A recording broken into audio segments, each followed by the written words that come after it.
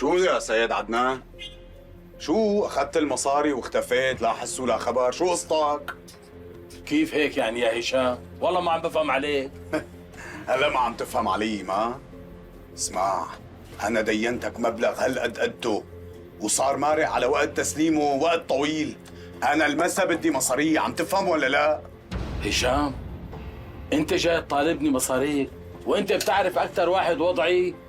لك مالك شايف المحل؟ لا بيعة ولا شروة ولا بقى معي راس مال وما معي شيء، كل يلي كانوا معي خسرته. لك خلاص حاجة العيد.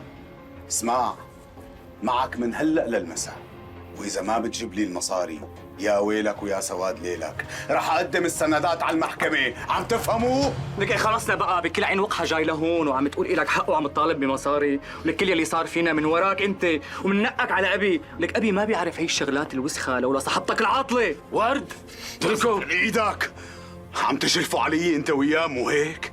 بسيطة يا عدنان، بسيطة، حسابكم عندي، أنا بورجيكم. لك إيدك وما تعطي. لا درب سد ما يرد. عجبك هيك؟